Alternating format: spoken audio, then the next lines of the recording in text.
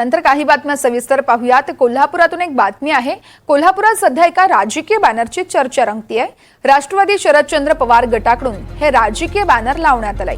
निवडणुकीत झालेल्या विजयानंतर हे बॅनर लावण्यात आलंय। कोल्हापुरातील एसटी स्टँड परिसरात लावलेलं हे बॅनर सध्या नागरिकांचं लक्ष वेधून घेत आहे। याबद्दल अधिक आपण जाणून घेणार आहोत। आपण पाहतोय शरद पवार यांनी मारलंय, सुजल्यावर कळतंय शरद पवार यांनी मारलंय कुठं, असं कोल्हापुरी भाषेत यावेळेस हे बॅनर लावण्यात आलंय आणि कोल्हापुरात एक राजकीय बॅनरची चर्चाच रंगत असल्याचं बघायला मिळतंय।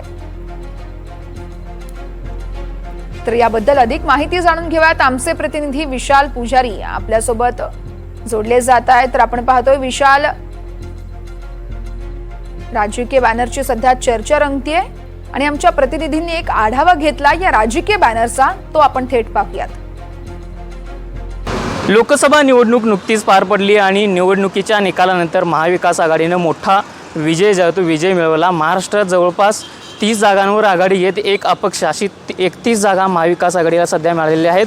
कोल्हापुरात या विजयानंतर शरदचंद्र पवार या राष्ट्रवादी पक्षाने पोस्टर लावले।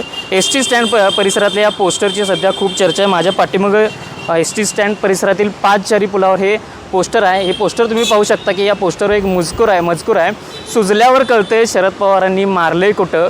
राष्ट्रवादी शरदचंद्र पवार गटाच्या पक्षानं लावलेल्या या पोस्टरमुळे कोल्हापुरात एक वेगळी चर्चा सुरू झाली। खरं तर लवकरच विधानसभा निवडणुका जाहीर होतील अशा चर्चा आहेत आणि या विधानसभेच्या निवडणुकांआधी या अशा पोस्टर मजकुरामुळे कुठेतरी विधानसभा निकालावर याचा विधानसभा निवडणुकीवर याचा परिणाम होईल का, असं सुद्धा चर्चा पाहायला मिळते। राष्ट्रवादी शरदचंद्र पवार गटानं या लोकसभा निवडणुकीमध्ये मोठा विजय जो पाहायला मिळाला। जवळपास पश्चिम महाराष्ट्रात शिरूर, माढा, बारामती या ठिकाणी आपला गड जो आहे ते गड राखून ठेवण्यात त्यांना यश मिळालं।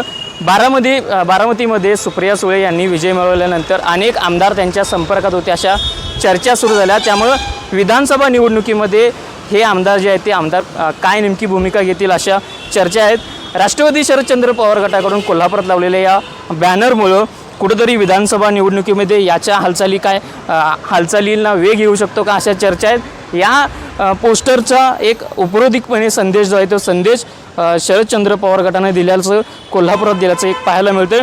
त्यामुळं कोल्हापुरात सध्या या लावलेल्या अनोख्या बॅनरची शरदचंद्र पवार गटाच्या राष्ट्रवादी पक्षाच्या बॅनरची सध्या जोरदार अशी चर्चा पाहायला मिळते। विशाल पुजारी, NDTV मराठी, कोल्हापूर।